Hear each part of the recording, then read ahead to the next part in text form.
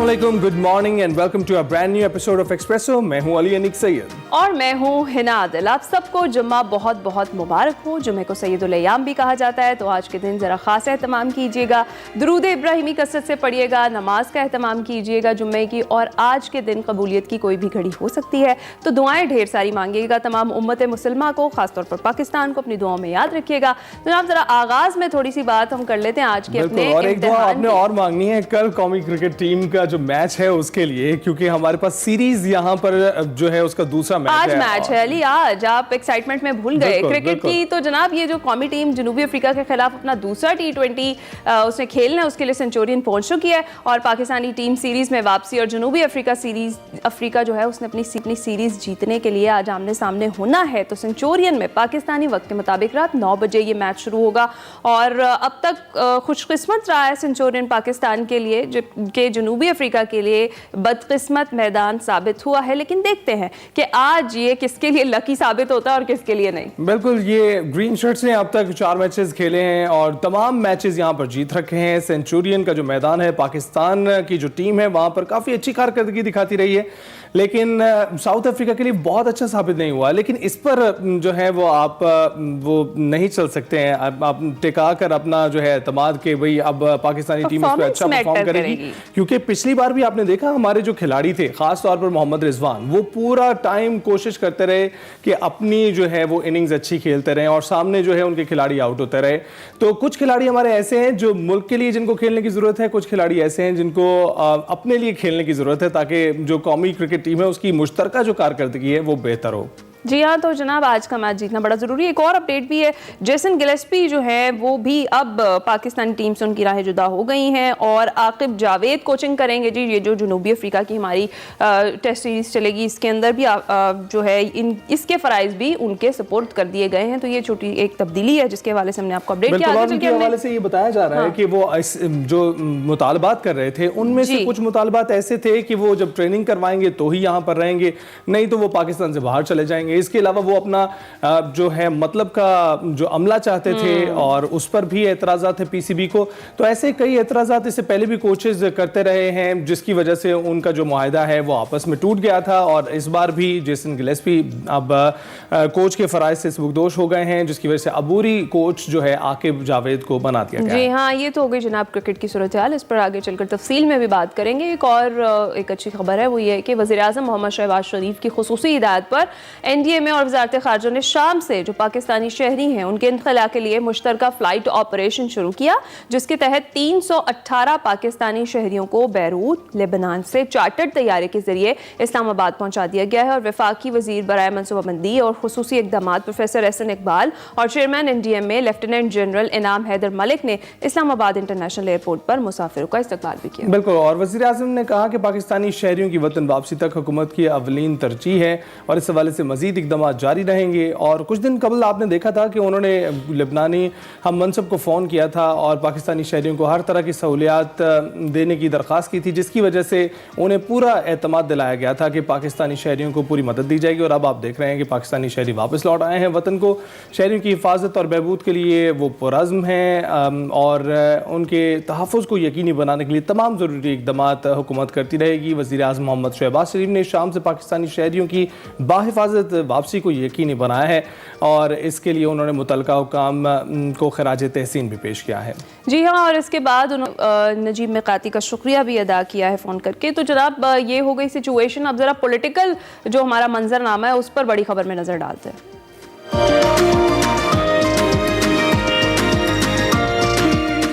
जनाब, पाकिस्तानी सियासी मंजरनामा तहरीक इंसाफ हुकूमत के साथ मुज़ाकरात की ख्वाहिशमंद और हुकूमत तहरीक इंसाफ के मुज़ाकरात को संजीदा ही नहीं ले रही है और कह रही है कि ये तहरीक इंसाफ वाले किसी एक बात पर तो टिकते ही नहीं है, तो इनसे मुज़ाकरात भी मुमकिन नहीं है। नून लीगी सेनेटर इरफान सिद्दीकी कहते हैं कि पीटीआई बात करना चाहती है तो 100 बिस्मिल्लाह, हम तैयार हैं। अगर वो समझते हैं कि चोर डाकुओं से बात करनी चाहिए, हाथ मिलाया जाए, तो बात हो सकती है, तो ज़रूर करें।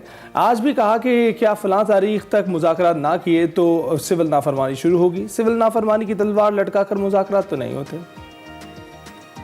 अगर हम मुज़ाकरात की तरफ आते हैं, अगर हम ये कहते हैं कि जी हमें बातचीत से मसाइल हल करने चाहिए, हमने कभी दरवाजे बंद नहीं किए। आज भी आपने कहा जी कि फलां तारीख तक बात करो, वरना हम सिविल नाफरमानी शुरू करेंगे। तलवार मत लटकाएं हमारे सरों के ऊपर। आप अगर बातचीत करना चाहते हैं सो बिस्मिल्लाह, बातचीत करें, हम तैयार हैं। हम हरगिज़ नहीं चाहते हैं कि फसाद हो। पाकिस्तान को आगे बढ़ना चाहिए और आगे बढ़ने के लिए ज़रूरी है कि हम पुरानी जो रिवायात हैं और पुराना जो फ़लसफ़ा सियासत है और पुराना जो मसलक है और पुराने जो तौर तरीके हैं उनको तर्क कर दिए जाए।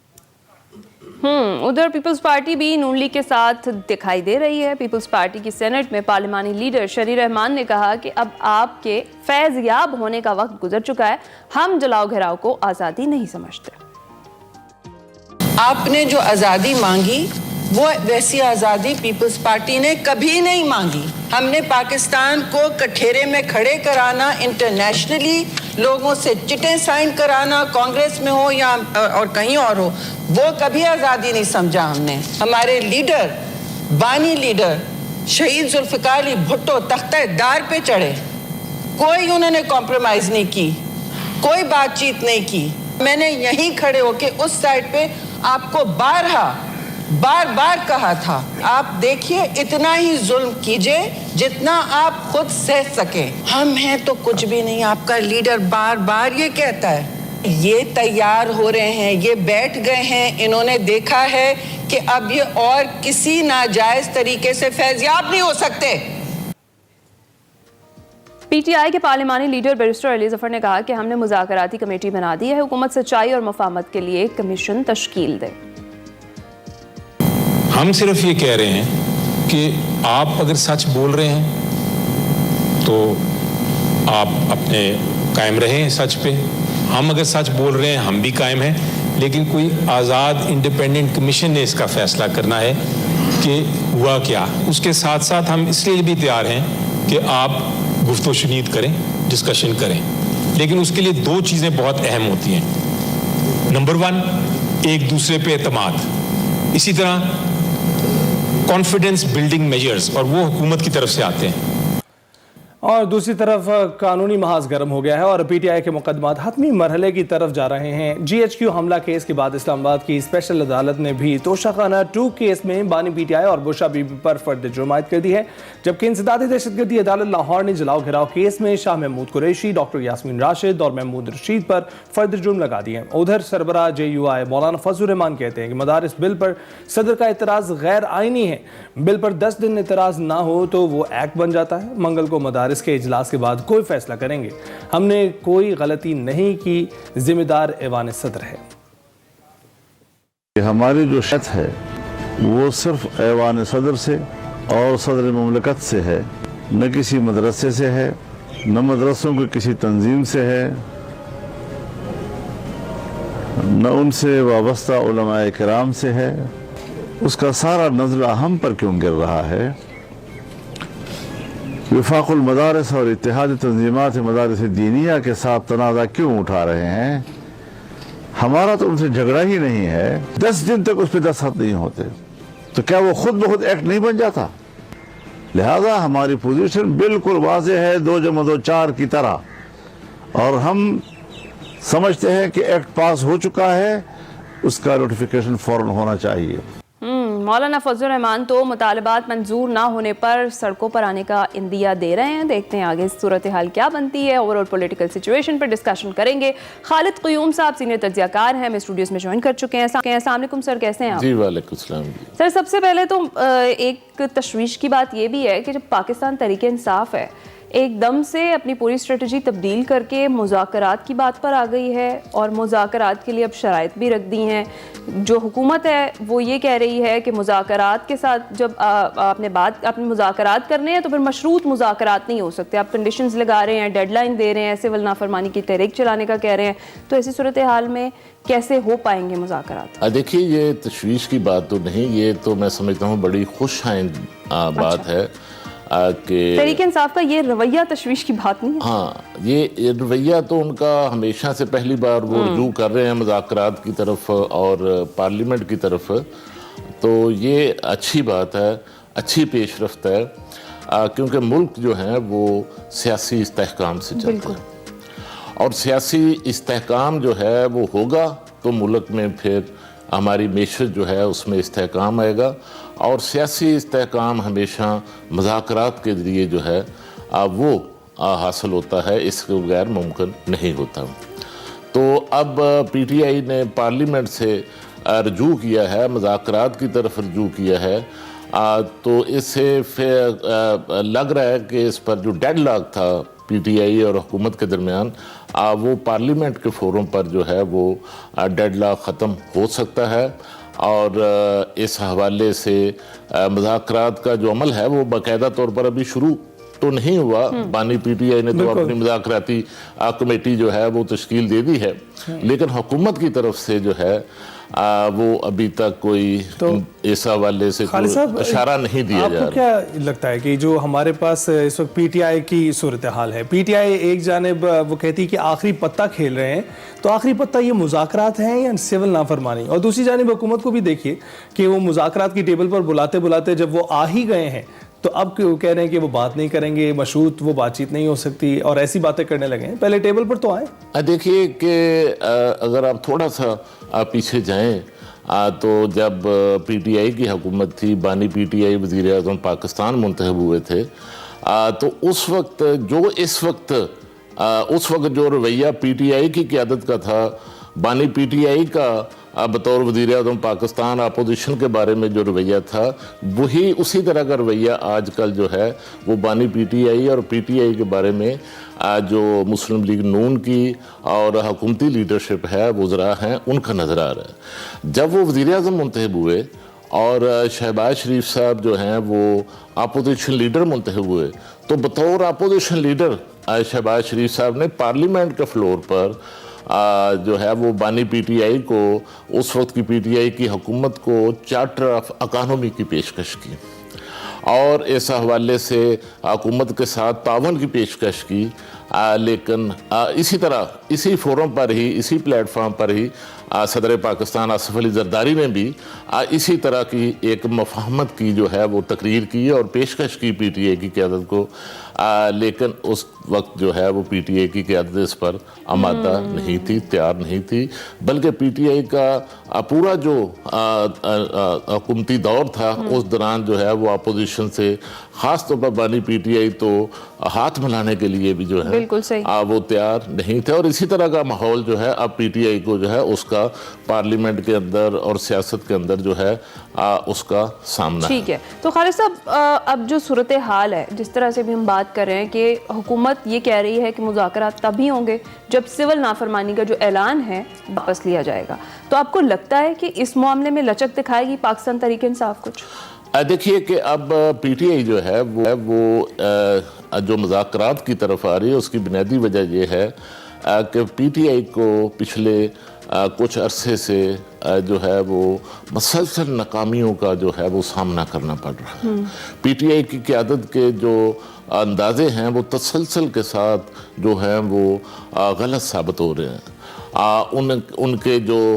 उनकी जो कोशिश थी और उनकी जो ख्वाहिश थी कि जो अदलिया है पाकिस्तान की वो बानी पीटीआई को और पीटीआई की सारी लीडरशिप को रिहा कर देगी, उन्हें वहाँ से रिलीफ मिल जाएगा, वो अभी तक नहीं मिला, और ना ही पीटीआई जो है वो को बड़ा इत्तेजाज कर सकी है जिससे हालात जो हैं वो बदल जाएं।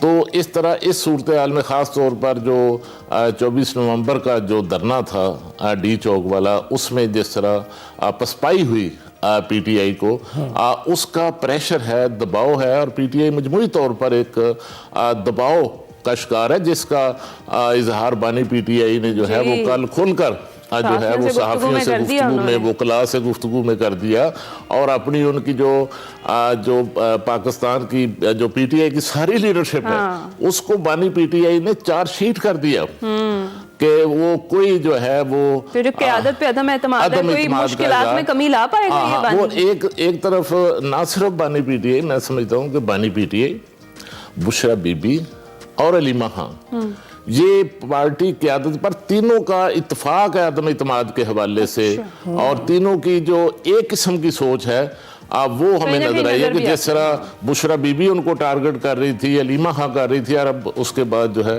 बानी पीटीआई ने भी उन पर अदम इत्मीनान का इजहार तो कर सर ये जो एक बड़ा नाज करते हैं कि इन्हें अवामी सपोर्ट है और आवाम की सपोर्ट से ये कुछ भी कर सकते हैं, उस वो जो है एक जो उनका एजेंडा, जो उनका नारा था, वो कहाँ रह गया? क्योंकि यहाँ पर तो अवामी सपोर्ट भी नज़र नहीं आ रही है। नहीं, देखिए अवामी सपोर्ट जो है वो तो इसमें कोई शक नहीं कि पीटीआई इस वक्त मुल्क की सबसे बड़ी जमात है, और अवाम जो हैं उन्होंने जो इंतखाबात हुए हैं 2024 के, उसमें पीटीआई को जो है सबसे ज़्यादा वोट दिए हैं, लेकिन अवाम जो है वो शायद बाहर निकलने के लिए जो है वो तैयार नहीं है, ये आप कह सकते हैं। वरना अवाम तो, लोग तो जो है वो उनके साथ हैं, लेकिन ये ज़रूर है कि ये इस किस्म का मसला जो है वो नून लीग के साथ भी होता था कि नून लीग के साथ जो है वो ट्रेडर क्लास और दूसरी जो लोग थे वो भरपूर तरीके से उनको वोट देते थे,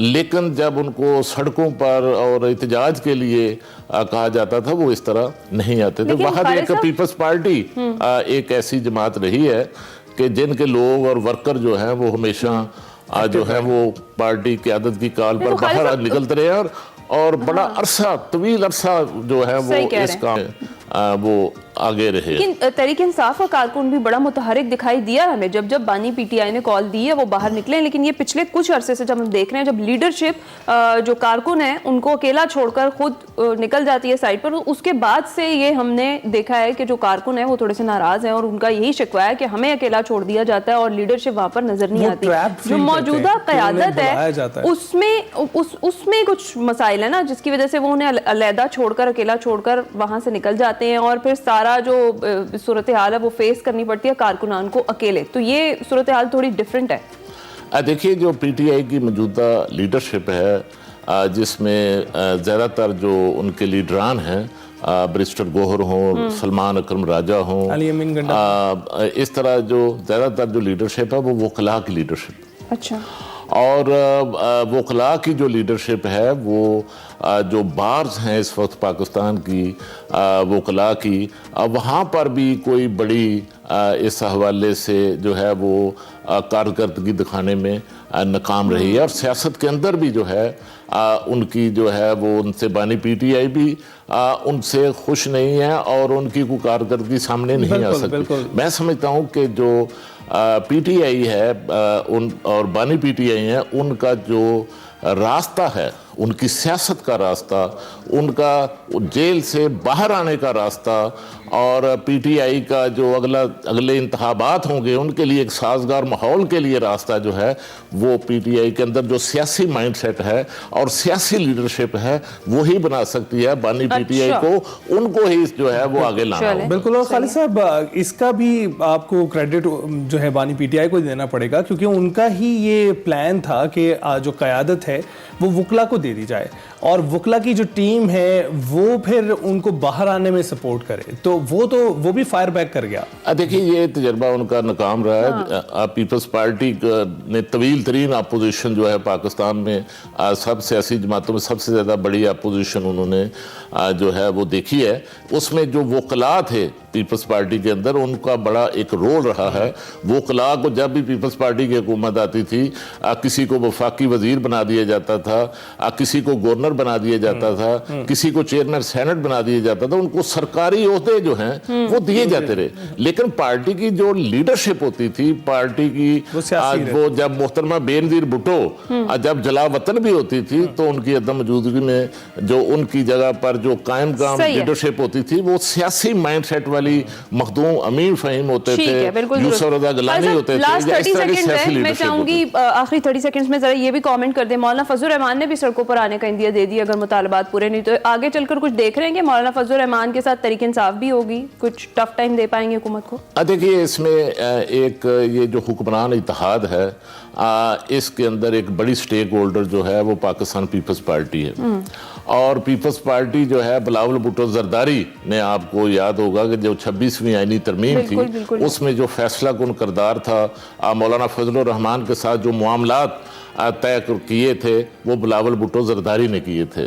तो अब मुझे लगता है कि पीपल्स पार्टी का एक प्रेशर अभी आएगा कि मौलाना के साथ जो मामलात हैं उनको तय होना चाहिए। और दूसरा, इस वक्त हुकूमत की जो सूरत हाल है उसमें मैं नहीं समझता कि ये हुकूमत जो है ये मौलाना फजलुर रहमान का दबाव जो है वो पीटीआई का दबाव शायद इतना ना हो सके जितना दबाव जो है वो मौलाना फजलुर रहमान का हो सकता है। अगर उन्होंने इस्लामाबाद की तरफ मार्च का ऐलान कर दिया तो ये फिर दबाव जो है ये हुकूमत बर्दाश्त नहीं करेगी और मौलाना के जो मुतालबात हैं अब वो तस्लीम कर ले। खालिद साहब बहुत शुक्रिया, आपने तर्जिया पेश किया। और खालिद साहब जिस तरह पेश कर रहे हैं उसमें वकला की टीम की तो बात की जो पीटीआई की सरबराही इस वक्त कर रही थी, लेकिन इसके साथ साथ सवालिया निशान अली अमीन गंडापुर पर भी आता है कि उन्होंने किस तरह से क़यादत की है और क्या वो बानी पीटीआई के कहने पर की है, और अगर की है तो बानी पीटीआई के जो अपने प्लान से वो फायर बैक करते चले गए हैं और उसमें से कोई भी हिकमत अमली काम नहीं आई है। पर अब ये वक्त ही बताएगा कि ये जो मुज़ाकरात की टेबल पर अब आ रहे हैं ये कामयाब होता है कि नहीं। ब्रेक के बाद हाजिर होंगे।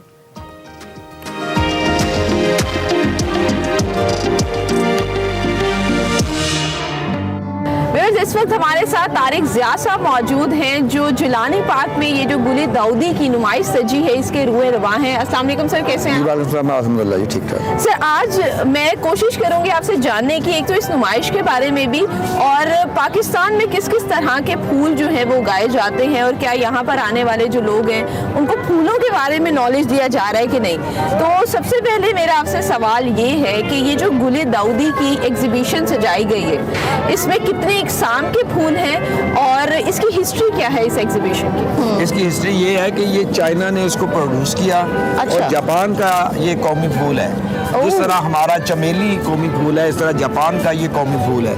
इसमें पूरा साल हमारा गार्डनर मेहनत करता है, फिर जाके ये पब्लिक के लिए 25 से 30 दिन का ये फूल लोगों को देखने को मिलता है। ये एक ही प्लाट में आपको इस वक्त 200 से ज़ायद वैरायटीज के फूल मिलेंगे और इसमें तकरीबन 10 से 12,000 पॉट रखे गए हैं।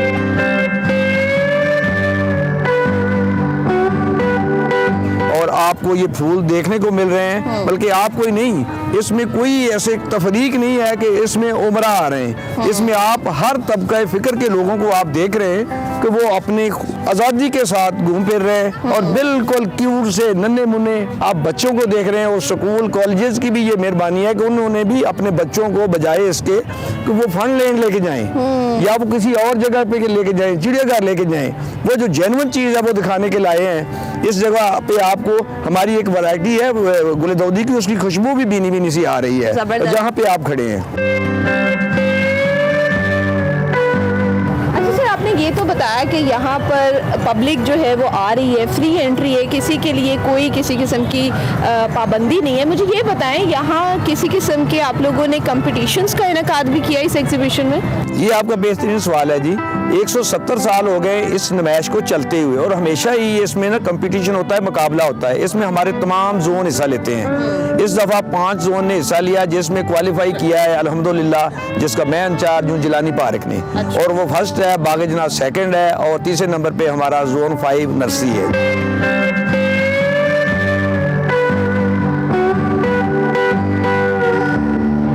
मैं बात यहाँ पर कहना चाहूँगी, ये बड़ी खुशी की बात है कि ये जो एक्टिविटी है और ख़ास तौर पे गुले दाऊदी की जो एनुअल एग्जीबिशन है इसमें ना सिर्फ बड़े बल्कि बच्चों की बड़ी तादाद ने हिस्सा लिया और इस वक्त भी मेरे साथ बच्चे मौजूद हैं बड़े प्यारे प्यारे से। अच्छा, मैंने सुना है कि आप में से कोई एक बड़ा ज़बरदस्त सा सिंगर है।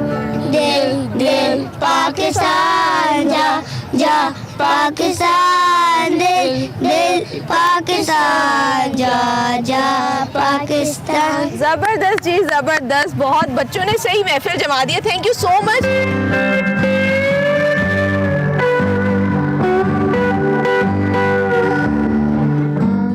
रख ले सदा ले मैनू कोल, बुलियां ते रहंदे ने हमेशा तेरे बोल, डोलना जिन्नी देर मैनू तू ना बुलाया वे, हाँ बुलाया वे, जा मैं किसे नाल नहीं बोलना, ढोलना रे ढोलना।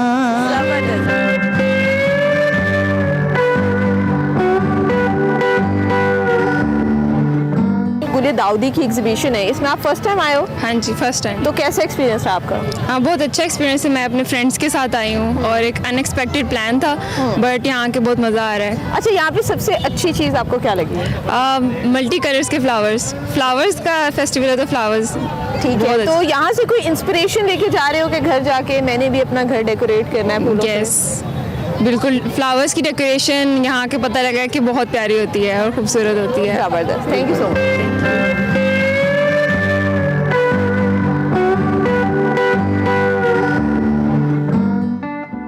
मैम, आज आप इस एग्जीबिशन पे आई हैं, तो मुझे बताएं कि कैसा एक्सपीरियंस रहा आपका? बहुत अच्छा। हम लास्ट टाइम भी आए थे, सेकंड टाइम आए हैं बच्चों को लेके। कि इस तरह की जो एग्जीबिशंस हैं वो कितनी इम्पॉर्टेंट होती हैं, ख़ास तौर पे बच्चों के लिए, ताकि वो जो कुदरती खूबसूरती है उससे थोड़ा ज़्यादा अटैच हो सकें? मेरा ख्याल होनी चाहिए ताकि बच्चे इंजॉय करें, बड़े भी सब, और ये कि ये जो फ़िज़ा में पोल्यूशन है इसमें भी कुछ कमी हो। अच्छा लगता है, बहुत अच्छा, बहुत खूबसूरत है।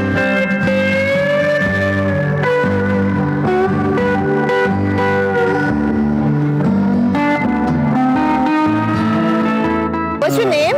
My name is Nikita. And where are you from? I'm from Russia. So, what's your experience in Pakistan? I love Pakistan so much. I traveled around north by walk. And by walk? Yeah, I traveled from Afghanistan to Pakistan, Jalalabad, Peshawar, Islamabad, and now I'm here. In Lahore. It's so nice. I'm in love with Lahore.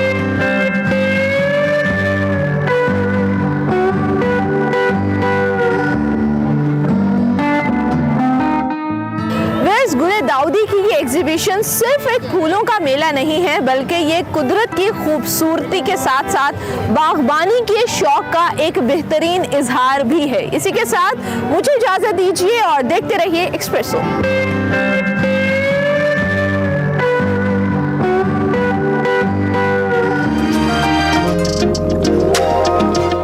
Welcome back to Expresso जी। Golf दुनिया भर में काफ़ी मकबूल खेल है और हम देख रहे हैं पाकिस्तान में भी गोल्फ का काफ़ी ज़्यादा टैलेंट मौजूद है।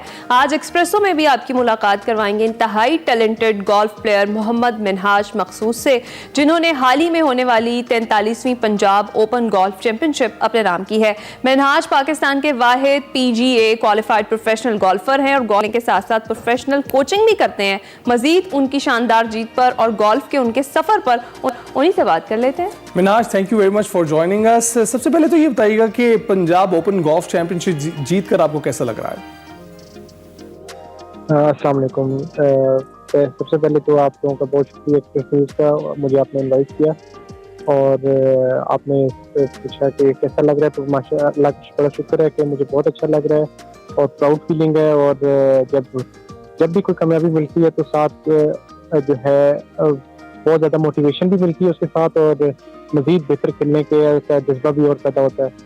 तो ये अभी तक का मेरा सबसे बड़ा टाइटल है, ये मेरा चौथा टाइटल है पाकिस्तान का, जो मैं पाकिस्तान नेशनल लेवल पे जीता हूँ, और उन चारों में ये सबसे बड़ा टाइटल है मेरा। पंजाब ओपन एक पाकिस्तान लेवल का तकरीबन कहने का सबसे बड़ा टाइटल है, तो मुझे ये जीत के बड़ा खुशी भी हो रही है और बड़ा अच्छा भी लग रहा है। सही है, ज़बरदस्त। अच्छा मिनहाज, ये बताएं कि क्या आपको खुद को उम्मीद थी चैंपियनशिप जीतने की और उसके पीछे कितनी मेहनत थी आपकी? मेहनत तो ऐसा होता है कि वो कंटिन्यूस चलती रहती है। हमारी गोल्फ ऐसी गेम है कि हम इसे किसी भी दिन अवॉइड नहीं कर सकते। हमने इसे अब जैसे मेरा एक प्रैक्टिस प्लान है, उसे मैंने फॉलो करना है और उसे मैं इर्रिस्पेक्टिव ऑफ कि मैं अच्छा खेल रहा हूँ या बुरा खेल रहा हूँ, वो मैंने अपना जारी रखा है। तो मेहनत तो हमारी कंटिन्यूस है, मेरी खास तौर पे कंटिन्यूस मेहनत है। और जब कंटिन्यूस मेहनत होती है तो उसमें अब एग्जैक्टली तो मैं इस नीयत से नहीं जाता कि मैं जीतना है, लेकिन मेरी ये होती है कि मैंने बहुत अच्छा खेलना है। और वो जब मेहनत पीछे होती है तो वो रिजल्ट जो है, कहते हैं result happen on their own, तो वो अपना खुद ही जो है ना रिजल्ट ख्याल कर लेते हैं। और ऐसे ही हुआ भी इस टूर्नामेंट में भी, तो मैं एक्चुअली लीड तो नहीं कर रहा था 2 दिन के बाद, थर्ड डे बस कुछ ऐसा हुआ है और वो उस मोमेंट पे ऐसी गेम हो गई कि मैं 2 दिन के बाद 6ठे नंबर पे था, तो मैं I ended up winning it. تو ایسا ہی ہوتا ہے کہ آپ کی محنت جب کنٹینیوس ہوتی ہے تو ریزلٹ پھر اللہ تعالیٰ خود ہی عطا فرماتا ہے. تو منہاج یہ بتائیے گا کہ گولف کے بعد آپ کیا کرتے ہیں اور گولف کھیلنے کا شوق کیسے پیدا ہوا, کب سے کھیل رہے ہیں؟ جی میں کھیل تو بچپن سے رہا ہوں. میرے والد صاحب 2001 میں ریٹائر ہوئے تھے اور پھر انہوں نے گولف کھیلنا شروع کی تھی. تب میری عمر تھی 5 سال. تو ان کے ساتھ جاتا تھا اور اس کے بعد انہوں نے کبھی نہ لے کے آئے, نہ کبھی انہوں نے فورس کیا, نہ انہوں نے کبھی پڑھنے کے. انہوں نے ہمیشہ مجھے کہا کہ جو آپ نے کرنا ہے آپ کر لو اور جو بھی کرو اچھا کرو. تو انہوں نے ہمیشہ سپورٹ کیا. میں نے جو بھی پڑھائی کی طرف بھی انہوں نے سپورٹ کیا اور گیم کی طرف بھی, اور یہی وجہ ہے کہ آج میں اس لیول کا پلیئر ہوں اور شاید ابھی آگے بھی جانا ہے, تو انشاءاللہ آگے بھی جانا ہے. اور پڑھائی اس طرح تھی کہ میں نے پہلے میٹرک کیا, پھر اے لیول کیا, اور اس کے بعد میں نے 3 سال کا پی جی اے ڈپلوما کیا فرام ساؤتھ افریقہ. تو میں پاکستان میں واحد پی جی اے کوالیفائڈ پروفیشنل بھی ہوں. تو پی جی اے کوالیفائڈ کا مطلب یہ ہوتا ہے کہ I can coach, I can play, I can go into equipment technology, club fitting اور کلب مینجمنٹ سائڈ پہ, بزنس سائڈ آف گولف پہ. تو I'm the only qualified P G A professional of Pakistan اور I'm registered with P G A of South Africa. اور اس کے بعد ابھی آج کل میں full time golf as a professional کھیل رہا ہوں, اور ساتھ ساتھ میں ٹریننگ بھی کرواتا ہوں اور میں کوچنگ بھی کرتا ہوں راولپنڈی گولف کلب میں, اور جہاں پہ جیسے ابھی میں کے پی ایسوسیشن کے ساتھ کام کر رہا ہوں, کے پی گولف ایسوسیشن کے ساتھ, اور اسی طرح پاکستان گولف فیڈریشن کے ساتھ بھی میں کام کرتا ہوں, ان کا بھی آگے کیمپ کرنا ہے. تو یہ میری جرنی ہے. زبردست. اچھا منہاج, ویسے ہم یوزلی یہی سنتے ہیں کہ گولف ایک ایکسپینسو کھیل ہے, کتنا کوئی مہنگا کھیل ہے یہ بھی بتائیں. اور عام طور پر ہم یہ دیکھتے ہیں کہ ریٹائرمنٹ کے بعد ہی گولف کھیلنا شروع کرتے ہیں کچھ لوگ, ایسا کیوں ہے؟ ٹائم لیتا ہے کافی. تو ریٹائرمنٹ کے بعد اس لیے کھیلنا شروع کرتے ہیں کیونکہ ڈیورنگ دا سروس ان کے پاس اتنا ٹائم نہیں ہوتا کہ وہ اپنا جاب اور گولف کو ساتھ لے کے چلیں. تو اور مہنگے کی بات کی تو مہنگا اتنا جتنا ہمیں کہنے کہ جو ایک عام تاثر ہے کہ یہ بہت مہنگا ہے, اتنا مہنگا بھی نہیں ہے. ایک کرکٹ کی اچھی کٹ بھی شاید 1,00,000 1,50,000 روپے کی ہی آتی ہے, جو بہت اچھی ٹاپ آف دا لیول کٹ ہے. تو اسی طرح گولف کی بھی ایک انیشیل کٹ ہے جو آپ کا خرچہ ہے, اور اس کے بعد آپ کا ایک منتھلی ممبرشپ فیس ہے جو آپ نے کسی کلب کو ادا کرنی ہے. تو وہ اتنی کوئی زیادہ نہیں ہوتی. تو انیشیل ایک خرچہ ہوتا ہے آپ کی کٹ کا, اینڈ اس کے بعد آپ کی ایک ٹریننگ کا خرچہ ہوتا ہے, کوچز کا. اس کے علاوہ کوئی اتنا زیادہ خرچہ نہیں ہوتا. ڈے ٹو ڈے کھیلنے کے لیے آپ ایک دفعہ یہ جب اپنا ایک ایکسپینس کر لیتے ہیں کٹ کا اور اپنی ممبرشپ فیس کا, تو اس کے بعد اتنا زیادہ خرچہ نہیں ہوتا. آپ کہہ لیں کہ آپ ہمارے ایوریج پہ پاکستان میں جو ممبرشپ فیس ہے آج کل ڈفرینٹ کلبس کی, وہ 5 سے 15,000 کے درمیان ہے. تو اب جس لیول کا کلب ہے اس لیول, تو اس لیے ایک انیشیل خرچہ, اس کے بعد اس کا زیادہ خرچہ. رائٹ. منہاج یہ بتائیے گا کہ آپ اپنی فٹنس کا کیسے خیال رکھتے ہیں, اور آپ کو کیا ایسا لگتا ہے کہ فٹنس کا خیال رکھنے کے ساتھ ساتھ کیا ایسی دیگر چیزیں ہونی چاہیے ایک ایتھلیٹ میں جو باقی ایتھلیٹ سے زیادہ خاص ہوں؟ فٹنس بہت زیادہ ضروری ہوتی ہے گولف میں. اس کی وجہ یہ ہے کہ جب ایک گولف سوئنگ ہوتا ہے اس میں باڈی کے تقریباً تمام مسلز کام کرتے ہیں. اس کے علاوہ گولف شاید باقی اسپورٹ سے بہت زیادہ لمبی اسپورٹ ہے. ہمارا ایک راؤنڈ جو ہمارا ایک دن کا راؤنڈ ہوتا ہے, اگر وارم اپ کو بھی شامل کریں ہم, تو ہمارا وہ ایک راؤنڈ وارم اپ کے ساتھ کول ڈاؤن تک کو شامل کریں تو 7 سے 8 گھنٹے کا ہمارا ایک راؤنڈ ہے دن کا. کیونکہ وارم اپ کا 1-1.5 گھنٹہ اور پھر کھیلنے کے 4 سے 5 گھنٹے, اور پھر اگین کھیلنے کے بعد کول ڈاؤن کا بھی 1-1.5 گھنٹہ لگتا ہے. تو ہماری گیم کوئی ایک دن میں 7 سے 8 گھنٹے جاری رہتی ہے ایک راؤنڈ. اور اس کے بعد آپ آج کل, اب میں اسٹیپس میئر کرتا ہوں, میرے پاس ایک گارمن کی واچ ہے, اس پہ میرے اسٹیپس جب میئر ہوتے ہیں تو میرا ایک نارمل دن جو ہے وہ 20,000 اسٹیپس سے زیادہ کا ہوتا ہے گولف میں. تو ایک نارمل, تو آپ اندازہ خود ہی کر لیں کہ 20,000 اسٹیپس سے زیادہ کے لیے آپ کو کتنا فزیکلی فٹ ہونا پڑے گا پر ڈے. اور یہ جو 20,000 اسٹیپس ہیں, آپ کو اگر میں سچی بات بتاؤں تو یہ شاید ہمیں فیل بھی نہیں ہوتے.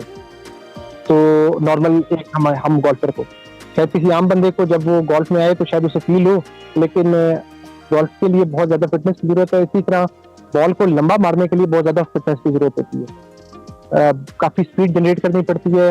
اس اسپیڈ جنریشن کے لیے آپ کی باڈی میں जान भी होनी चाहिए, फ्लेक्सिबिलिटी भी होनी चाहिए और मोबिलिटी भी होनी चाहिए। तो उसके लिए ट्रेनिंग बहुत जरूरी है। बिल्कुल, यानी फिटनेस हर एथलीट, हर प्लेयर के लिए बहुत ज़्यादा ज़रूरी है। तो मिन्हाज ये बताएं कि आप कोई ख़ास टेक्निक जो है उसका इस्तेमाल करते हैं, और पाकिस्तान जैसा जो मुल्क है इसमें गोल्फ का आप क्या फ्यूचर देखते हैं?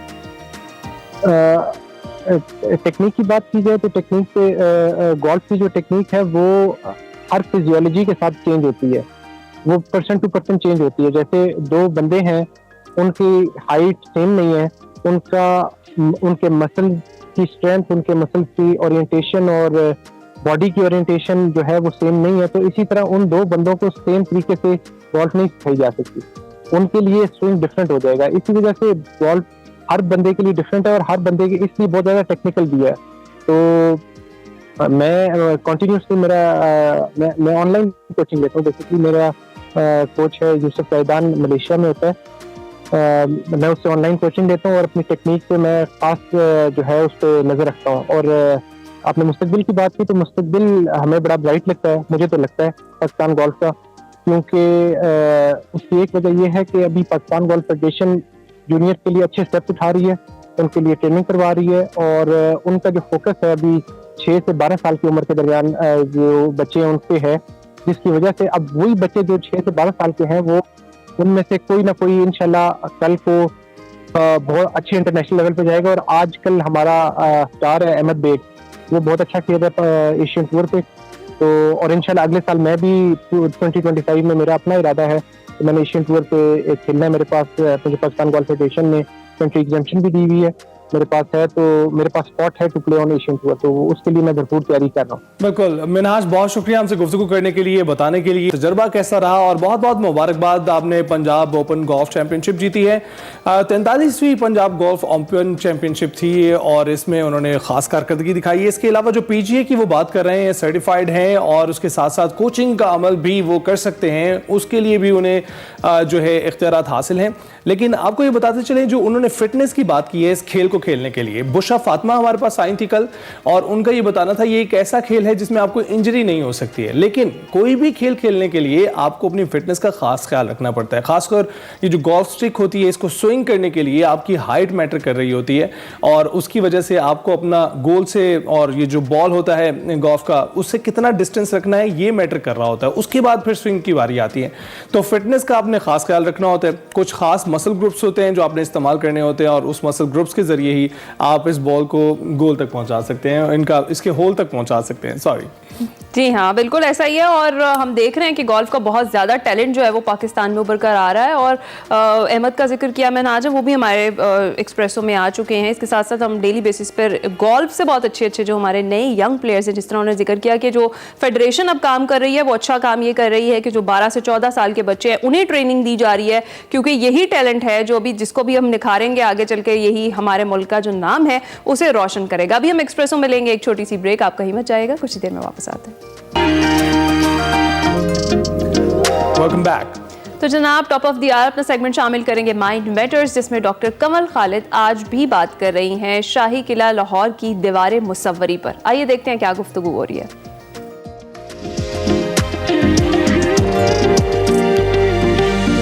मैं हूं डॉक्टर कमल खालिद और आजकल हम बात कर रहे हैं शाही किले की दीवार मुसव्वरी यानी पिक्चर वॉल की। और पिछले प्रोग्राम में मैंने आपसे वादा किया था कि इसके ऊपर जो मैंने एक बड़ी तफसीली किस्म की रिसर्च की है उसको अब किताबी सूरत में शाया कर दिया गया है, और आज हम उसी किताब के हवाले से बात करेंगे। बाज़ औक़ात आप बचपन से कोई ख्वाब देखते हैं और जब वो ख्वाब पूरे होते हैं तो आपको ख़ुद यकीन नहीं आता कि ओह ये हो सकता है कभी। और मैंने भी एक ख्वाब देखा था कि मैं इस पिक्चर वॉल के ऊपर बड़ी तफसीली जो है वो एक मोनोग्राफ लिखूं, और वो मुझे उसके लिए बहुत ज़्यादा जो इनकरेजमेंट मिलती है वो वॉल सिटी के DG कामरान लाशादी साहब से, फिर आगा खान फाउंडेशन के जो CEO हैं ख्वाजा तौसीफ साहब की तरफ से। ये दोनों लोगों ने मुझे इनकरेज किया कि मैं इस किताब को जो है वो तहरीरी सूरत में अपनी रिसर्च को एक फॉर्मल शक्ल में लेके आऊँ। और जब मैं फॉर्मल शक्ल में लेके आई तो उसके बाद जो हमारे पास एक नतीजा आया वो इस खूबसूरत किताब की सूरत में आया। और इसके अंदर एक ओवरऑल हिस्ट्री हमारे अपने ख़त्ते की बहुत ब्रीफली, और फिर मैंने बात की शाही किले की, और शाही किले के बाद जो मुगलिया ख़ानदान है उसका कंट्रीब्यूशन, और उसके कंट्रीब्यूशन के बाद जो बात होती है वो ये कि जो पिक्चर वॉल है उसकी तारीख़ क्या है, और नाम भी बड़ा सादा सा कि picture wall of Lahore fort. अब जो एक बड़ा दिलचस्प फैक्ट जो कि मैंने कोशिश की कि मैं इस किताब का हिस्सा बनाऊं, और वो ये कि जैसा कि मैंने आपको बताया था कि ये दीवार जो है किले के वेस्ट और नॉर्थ दो साइड्स को कवर करती है, और इसके ऊपर जो मेजर टेक्निक इस्तेमाल हुई है एम्बेलिशमेंट की वो काशीकारी की है। तो जब हम दुनिया को एक्सप्लोर करते हैं तो हमें ये पता चलता है कि ये दुनिया की तवील तरीन दीवार है जिसके ऊपर के काशीकारी की टेक्निक के साथ जो है वो एम्बेलिशमेंट की गई, डेकोरेशन की गई। दुनिया में करंटली कोई भी इतनी लंबी दीवार नहीं है जिसके ऊपर के आपको ये पूरी टेक्निक पे काम हुआ दिखाई दे, और इसीलिए इस किताब के नाम का हिस्सा भी ले रहा। हमने कहा कि picture wall of Lahore fort, the longest mosaic काशी वॉल इन द वर्ल्ड।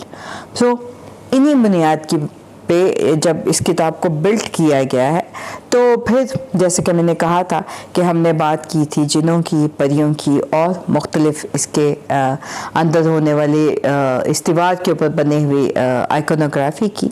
तो हम जब ये सारी बातें करते हैं तो बहुत सारे दिलचस्प हक़ाइक़ जो हैं वो हमारे सामने आते हैं।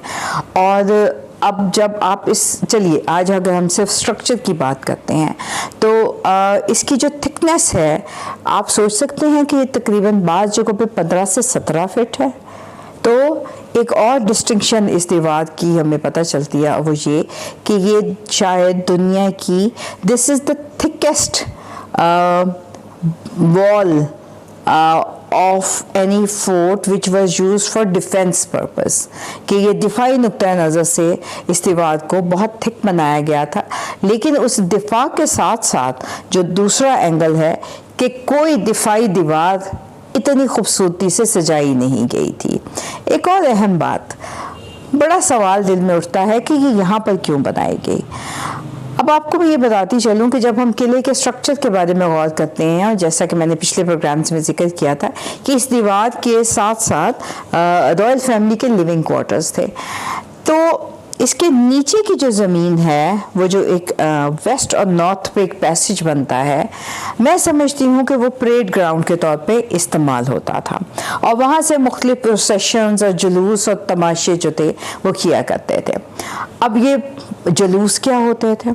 जुलूस जो हैं वो बुनियादी तौर पे बादशाह जो होते थे और जो रूलर्स थे और जो कोटियर्स थे वो इंस्पेक्ट किया करते थे अपनी आर्मी को, और आर्मी का जो एक इंटेग्रल पार्ट था उसके जानवरों को, और फिर उसके साथ गेम्स होती थी, और वो गेम्स जो थी वो बेसिकली एक स्किल लेवल चेक होता था कि हमारी जो फौज के लोग हैं क्या वो हाथियों पे बैठ के लड़ सकते हैं, हाथी और घोड़े आपस में लड़ाई कर सकते हैं, और जानवर जो है उनमें कितनी स्ट्रेंथ है और कितनी स्किल है, और इंसान भी जो है वो आपस में किस तरह से कॉम्बैट्स में जो है। तो बेसिकली आप समझिए कि ये एक तरह की जंगी मशकें होती थी।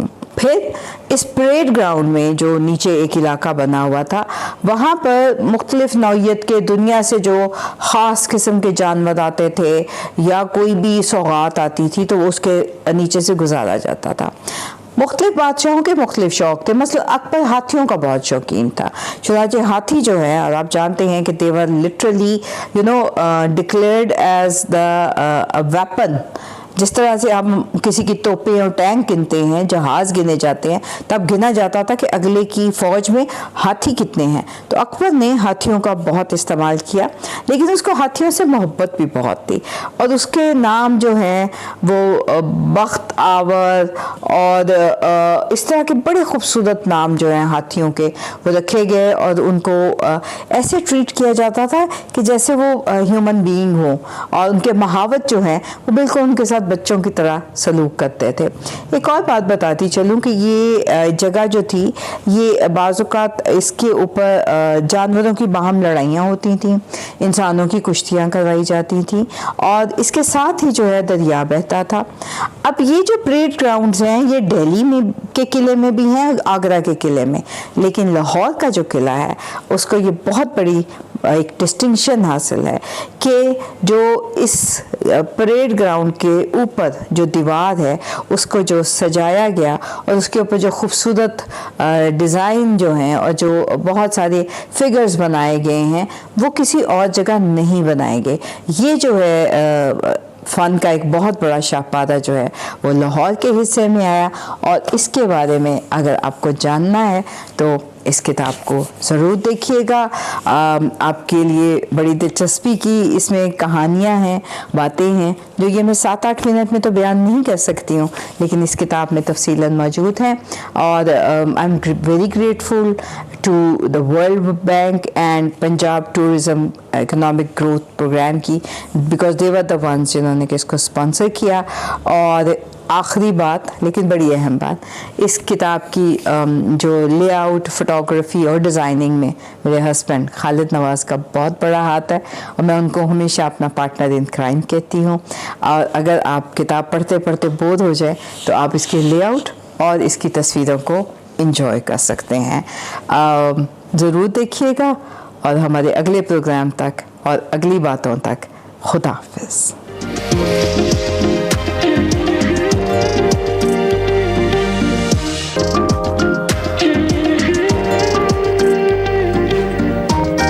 Back to Expresso. नाज़रीन, किसी भी मुल्क की मुआशी तरक्की के लिए सनतों का जो क़याम है वो इंतहाई ज़रूरी होता है और सनतों के चलने से जहाँ मुल्क मुआशी लिहाज से मजबूत होता है वहीं जो नई इंडस्ट्रीज़ का क़याम है वो रोज़गार के बहुत सारे मौक़े भी फराहम करता है। पाकिस्तान जैसा मुल्क जो मुआशी लिहाज से दुनिया के जो बड़े तरक्की याफ्ता ममालिक हैं उनमें अपना मकाम बनाने की सलाहियत रखता है, वहाँ नए सनती जोन्स का जो क़याम है वक्त की ज़रूरत है। ऐसे में कौन कौन से नए सनती जोन बनाए जा रहे हैं और कौन कौन सी बड़ी इंडस्ट्रीज मुल्क में काम करें, इस हवाले से आज हमने बात करनी है। हमारे साथ मौजूद हैं chairman Punjab industrial states development and management company Javed Iqbal साहब। जावेद साहब, बहुत शुक्रिया हमें ज्वाइन करने के लिए। सबसे पहले ये बताइएगा कि आप कैसे देखते हैं जोन्स का क़याम किसी भी जगह पर? आप देखते हैं कि कहीं पर भी इंडस्ट्रीज कायम की जा सकती हैं, अमूमन तरजीह दी जाती है कि शहरों से बाहर हों, लेकिन जब ये जोन्स ख़ास तौर पर मुख्तस कर दिए जाते हैं, क्या आपको लगता है ये बेनिफिशियल होता है या फिर ये अंडर कंट्रोल रहती हैं? बहुत शुक्रिया जी। अभी जब आपने इंट्रो में एक बात की ना कि जो डेवलपिंग कंट्रीज़ होते हैं उसमें इंडस्ट्रीज़ का लगना और उसको फ़रोग होना वो हमेशा से बहुत आम होता है, क्योंकि वो डेवलपमेंट हो रही होती है और उस डेवलपमेंट फेज़ में इंडस्ट्रीज़ धड़ाधड़ लगती हैं। तो इसलिए ये बहुत ज़रूरी है कि जो इंडस्ट्री लगे वो इंडस्ट्रियल जोन में लगे।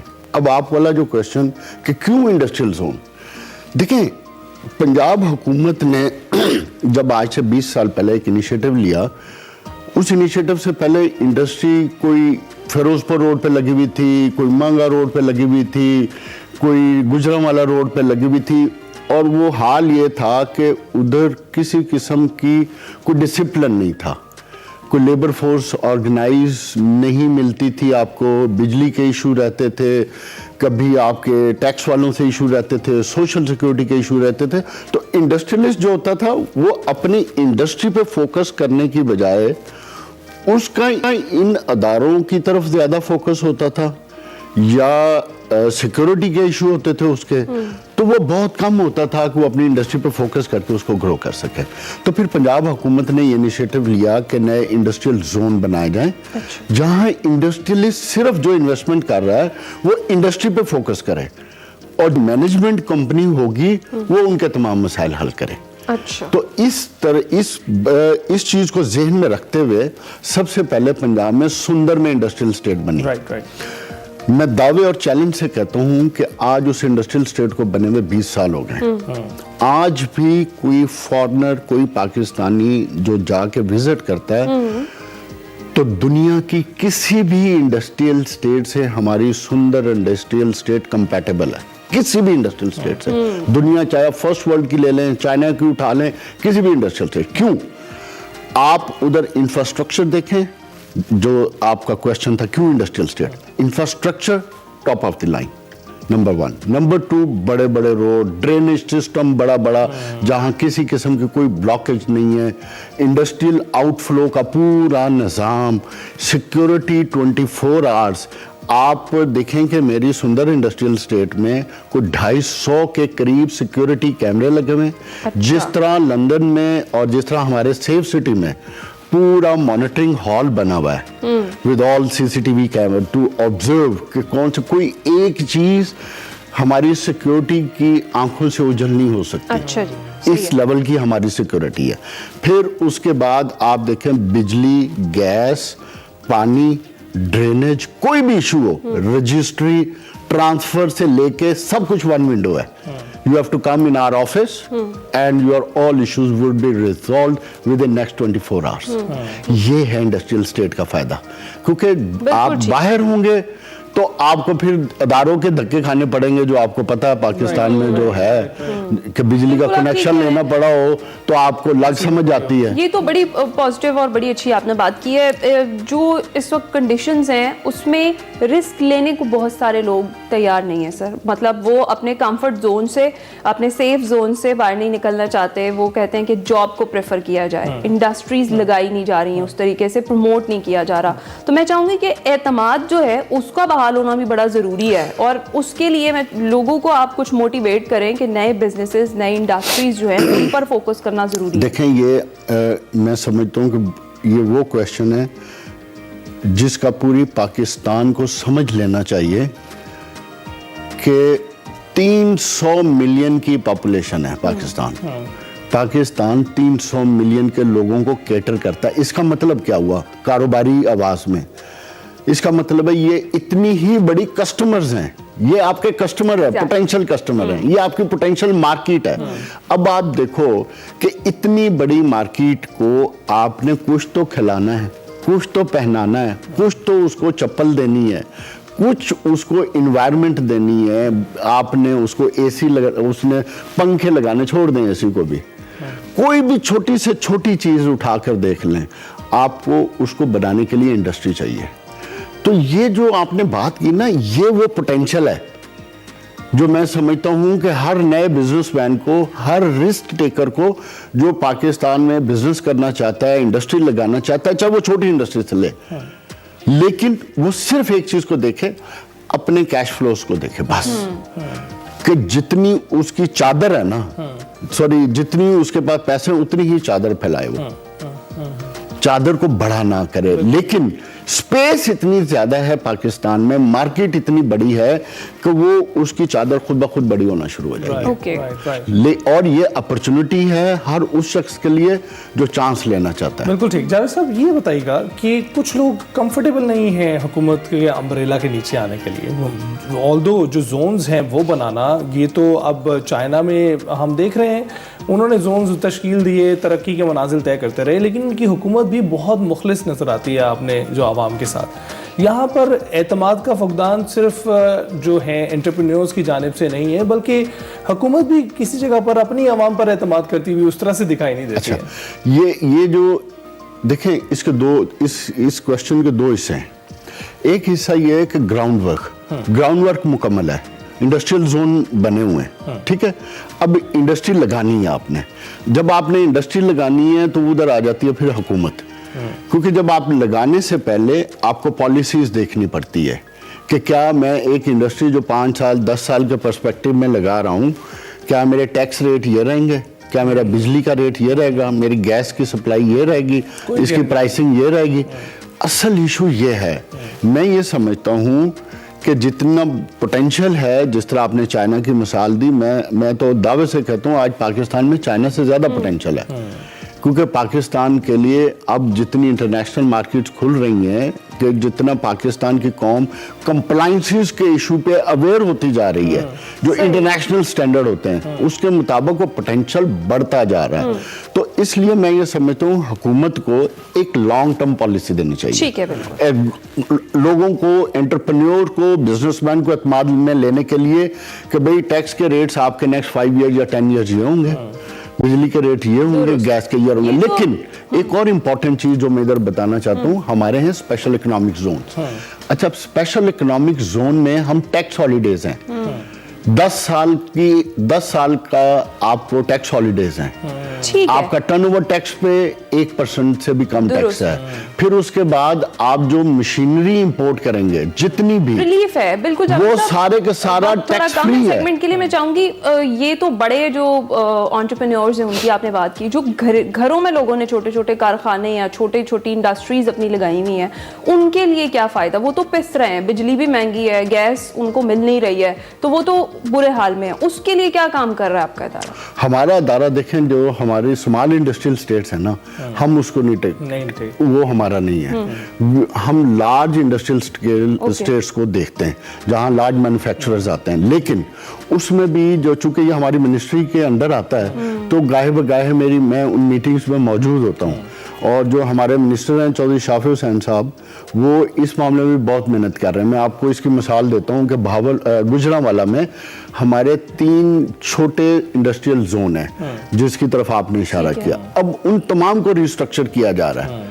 جو پورے اس ماڈل کو ریسٹرکچر کیا جا رہا ہے، آرگنائز کیا جا رہا ہے، اور ان کے ایم ڈی کو اور جی ایم کو بھی چینج کر دیا گیا ہے. اور ایک نئے ویژن کے ساتھ آ رہے ہیں کہ اس کیپیسٹی کے ساتھ آئیں کہ جس طرح پیڈمک چل رہی ہے، Punjab industrial estate development company چل رہی ہے، اسی طریقے سے وہ کمپنی چلے. جاوید صاحب بہت شکریہ، آپ نے اسمال انڈسٹریز کے بارے میں بھی بات کر دی. حالانکہ آپ لارج زونز کی بات کریں، اور یہ زونز جو ہیں کسی بھی ملک کی ترقی کا ایک بہت خاص اہمیت کے حامل زونز ہوتے ہیں، خاص اہمیت رکھتے ہیں، جہاں پر انڈسٹریز اب لگانا آپ کا کام ہے. حکومت نے جگہ پرووائڈ کر دی ہے. آئیں اور قسمت آزمائیں. یہ جو جگہ ہیں عموماً پہلے موجود نہیں ہوتی تھیں پاکستان میں. اس کا تجربہ کچھ دہائیاں پہلے ہی شروع ہوا ہے، جو کہ کافی کامیابی سے جاری و ساری ہے. بہت شکریہ جاوید صاحب ہمیں جوائن کرنے کے لیے. بریک کے بعد حاضر ہوں. جناب، آج کرکٹ کی بات تو لازمی ہے. قومی ٹیم جنوبی افریقہ کے خلاف دوسرے T20 کے لیے سینچورین پہنچ گئی ہے، اور پاکستانی ٹیم سیریز میں واپسی اور جنوبی افریقہ سیریز کی جیت کے لیے آج آمنے سامنے ہوں گی. جیت کی بات ابھی ہم فی الحال نہیں کر سکتے ہیں کیونکہ ابھی ایک ہی میچ ہوا ہے، اور وہ میچ جنوبی افریقہ کے نام رہا ہے. پاکستانی ٹیم آج کوشش کرے گی سینچورین میں کہ وہ یہ میچ اپنے نام کرے. پاکستانی وقت کے مطابق رات 9 بجے یہ میچ شروع ہوگا، اور سینچورین پاکستان کے لیے بہت ہی خوش قسمت گراؤنڈ ثابت ہوا ہے. جناب، جنوبی افریقہ کے لیے بدقسمت میدان یہ ثابت رہا ہے. اس میدان میں گرین شرٹس نے اب تک 4 میچز کھیلے ہیں اور تمام میچز جیت رکھے ہیں. پاکستان کو سیریز بچانی ہے تو گراؤنڈ میں ناقابل شکست رہنے کا اعزاز برقرار رکھنا ہوگا، لازمی فتح حاصل کرنی ہوگی. جناب، سینچورین میں پاکستان کا سب سے بڑا ٹوٹل 205 رنز ہے، اور سب سے بڑی اننگ بھی پاکستانی سٹار بیٹر بابر اعظم ہی کے نام ہے. تو ہماری توقعات بھی بابر اعظم سے ہی ہوں گی کہ وہ جس طرح لاسٹ ٹائم جو آخری میچ میں وہ 0 پر آؤٹ ہو گئے تھے، کیچ آؤٹ ہو گئے تھے، اس طرح سے پرفارمنس نہ دیں، واپس آ جائیں، بابر اعظم بن جائیں. انہوں نے 2021 میں 122 رنز بنائے تھے. میزبان ٹیم اس گراؤنڈ پر 15 میچز کھیل چکی ہے، جن میں سے صرف 6 میچز میں ہی انہوں نے فتح سمیٹی ہے، اور 9 میچز حریف مہمان ٹیموں کے ہی نام رہے ہیں. پاکستان کو میچ جیتنا ہے تو سست بیٹنگ کو چھوڑنا ہوگا، کنڈیشنز کے مطابق چھکے چوکے مارنے ہوں گے. جی ہاں، اور گزشتہ ماہ بھارت اور جنوبی افریقہ کے درمیان میچ میں بھی سینچورین میں مجموعی طور پر 407 رنز بنے اور 2 درجن چھکے لگے تھے. اور اگر ہم دوسری بات کریں پاکستان کرکٹ بورڈ کے غیر ملکی کوچز کے ساتھ جو معاملات ہیں ان کی، تو وہ مزید خراب ہو گئے ہیں. پاکستان مینز کرکٹ ٹیم کے جو ریڈ بال کوچ جیسن گیلیسپی ہیں اپنے عہدے سے استعفیٰ دے چکے ہیں، اور ذرائع یہ بتا رہے ہیں کہ ہیڈ کوچ جیسن گیلیسپی نے جنوبی افریقہ جانے سے انکار کر دیا تھا. جیسن گیلیسپی نے ٹم نیلسن کے معاہدے میں توسیع نہ ہونے پر جنوبی افریقہ نہ جانے کا یہ فیصلہ کیا. پھر پاکستان کرکٹ بورڈ نے جیسن گیلیسپی کے مستعفی ہونے پر عاقب جاوید کو عبوری ہیڈ کوچ مقرر کر دیا ہے. پی سی بی کے مطابق عاقب جاوید کی پہلی اسائنمنٹ جنوبی افریقہ کے خلاف ٹیسٹ سیریز ہوگی. بات کریں آئی سی سی چیمپئنز ٹرافی کی، کیونکہ اس کا ذکر بھی بہت ضروری ہے، تو ٹرافی کا جو معاملہ ہے وہ تعطل کا شکار دے رہا ہے. لیکن آئی سی سی چیئرمین جے شاہ تنازع حل کرنے کی ذمہ داری ادا کرنے کی بجائے آسٹریلیا چلے گئے ہیں، اور بھارتی میڈیا کا یہ کہنا ہے کہ جے شاہ ممکنہ طور پر اولمپکس کی میٹنگ میں شرکت کریں گے اور آسٹریلیا اور بھارت کے درمیان جو تیسرا ٹیسٹ میچ ہے وہ بھی دیکھیں گے. آئی سی سی چیمپئنز ٹرافی پاکستان میں 19 فروری سے 9 مارچ تک ہونا ہے. تاہم بھارت کی جو ہٹ دھرمی ہے جس کا ہم روز ذکر کرتے ہیں، اس کے باعث ایونٹ इवेंट में 2 माह रह जाने के बावजूद जो शेड्यूल है उसका ऐलान अनफॉर्चुनेटली नहीं हो सका है। और इसी पर बात करने के लिए हम मौजूद हैं सैयद मोहम्मद अवैस, हमारे सीनियर तज्जियाकार हैं स्पोर्ट्स के। अवैस, बहुत शुक्रिया हमें ज्वाइन करने के लिए। कैसे आप? मैं अल्लाह का शुक्र, आप सुनाएं ठीक है? बिल्कुल ठीक ठाक। सबसे पहले हम चैंपियंस ट्रॉफी की बात कर लेते हैं, एक आध बात इस पर हो जाए, फिर मैच पर भी आ जाएंगे। ये बताइएगा कि चैंपियंस ट्रॉफी के लिए बात करने की बजाय जेशा दीगर कामों में मसरूफ नजर आ रहे हैं, फिर सर्द मोहरी का शिकार है चैंपियंस ट्रॉफी, और कुछ ही टाइम रह गया है, तकरीबन 2 माह के करीब अब वक्त रह गया है। क्या सूरत हाल देख रहे हैं आप? देखिए, सूरत हाल तो आपके सामने वाज़ेह है। दैट मीन्स कि पाकिस्तान जो एक अपने मौके पर डटा हुआ है, तो उसके ऊपर अभी तक पॉजिटिव चीज़ आपको नजर आ रही है। इसलिए स्केड्यूल जानबूझ के लेट किया जा रहा है, क्योंकि बहुत से मामला होंगे। क्योंकि जो अभी तक खबर आ रही थी, आपको याद हो, उस दिन 3-4 दिन पहले की बात है जब ICC की मीटिंग बुलाई गई थी, डायरेक्टर्स मौजूद थे रूम के अंदर जब मीटिंग स्टार्ट हो रही थी। ऑब्वियसली कुछ स्काइप पे थे, अचानक ही कहा गया कि जी मीटिंग हम अभी नहीं कर सकते, हम पोस्टपोन कर रहे हैं। इनके ऊपर एक प्रेशर जो है इस वक्त, वो स्पॉन्सर्स की बात करें चाहे मीडिया है, सबका प्रेशर इस वक्त ICC की तरफ जा रहा है। क्योंकि ऑब्वियसली आप देखें 2 से 2.5 महीने रह चुके हैं, चैंपियंस ट्रॉफी के लिए अभी तक स्केड्यूल अनाउंस नहीं हुआ।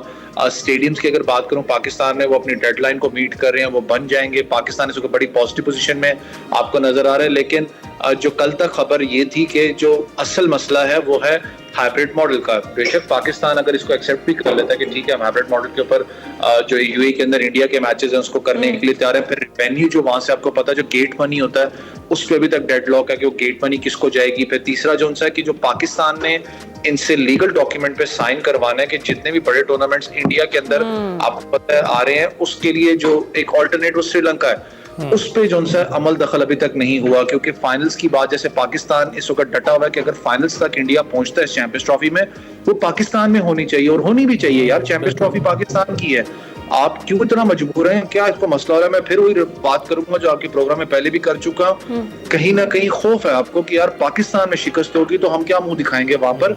आसान चीज नहीं है, क्योंकि जिस वक्त याद रखिएगा इंडियन टीम पाकिस्तान आके खेल की चैंपियंस ट्रॉफी, तो आपको मजबूरन बायलैटरल सीरीज भी खेलनी पड़ेगी। आपके पास फिर कोई जवाब नहीं रहता कहने का जी हम बायलैटरल सीरीज इनके साथ खेलेंगे। आपको पता है फैंस वहां से भी यहाँ पर आएंगे, तो जो स्पोर्ट्स की दुनिया वो आपकी खत्म हो जाएंगी। आज नहीं चाहेगा इंडिया की ये मामला, तो वो पॉलिटिकली खेल रहा है और वो खेलता रहेगा इसको एंड तक लेके। लेकिन ICC खामोश तमाशा है। फिर कहूंगा इंडियन क्रिकेट काउंसिल नहीं है भाई, इंटरनेशनल काउंसिल हो, आपको खड़ा होना पड़ेगा, आपको इस चीज पे देखना पड़ेगा। अगर ऐसे ही रहोगे तो आपको याद हो बिग 3 बनाई गई थी, तो इंग्लैंड ऑस्ट्रेलिया ने भी अब आंखें दिखाई थी ICC को पे। आहिस्ता आहिस्ता जो चीज बिल्डअप हो रही है खाली हमारे साथ नहीं है, कल को ये शायद किसी और कंट्री के साथ भी होगा। ट्रू, ऐसा ही ऐसा ही। अच्छा वैसे जरा आ जाते हैं इधर जरा अपनी क्रिकेट पर। तो हम ये देख रहे हैं कि जो गैर मुल्की कोचेस के साथ मामलात हैं वो हमारे ठीक नहीं हो पा रहे हैं PCB के। तो जो मामला इस वक्त हमने देखा कि जैसन गिलेस्पी मुस्ताफ़ी हो गए हैं, वो उनके जो मुतालिबात थे वो उन पर अड़े हुए थे, और उसके बाद वो जो टास्क है वो आकिब जावेद को मिल गया, और PCB कह रहा है कि उनकी पहली असाइनमेंट जो है वो जनूबी अफ्रीका के खिलाफ ये टेस्ट सीरीज होगी। इस पर क्या कमेंट करेंगे? आकिब भाई इस वक्त पांचों जो उंगलियों घी में है इस वक्त, अगर आप देखें चाहे आपको याद हो, और सर कढ़ाई में। क्योंकि देखिए एक चीज है कि आकिब भाई अगर बात करूं तो he has been a good administrative coach की बात मैं करूं, he has been a good coach.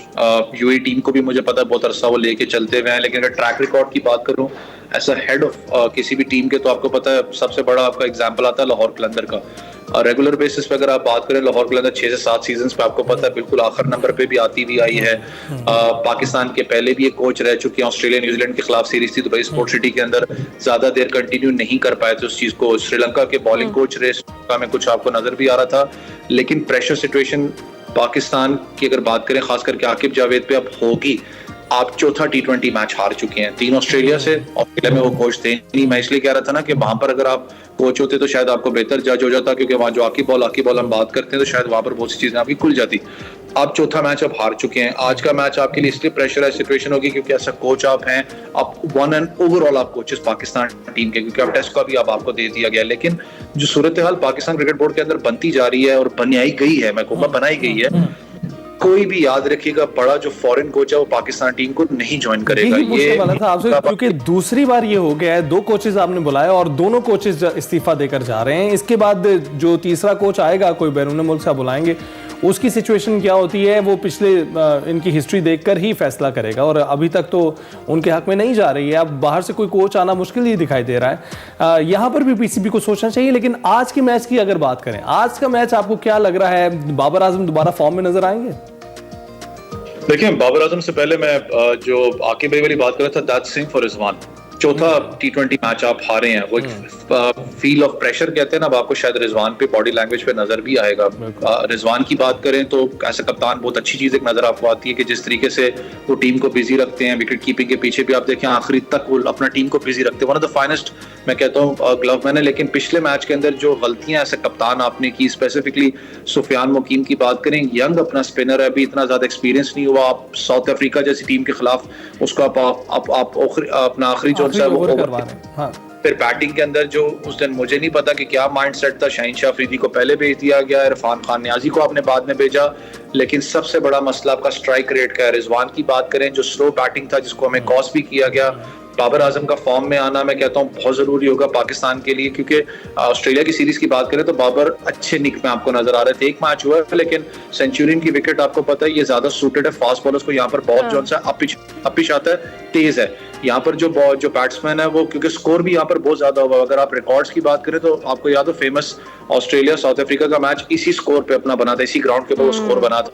फिर अगर अब बाबर आजम का जिक्र किया है आपने, 2021 में 122 उनके इनफरादी रन्स थे, उनका तो फेवरेट मैदान है, तो फिर चल जाएंगे आज वो? जरा इस पे कमेंट कर दें।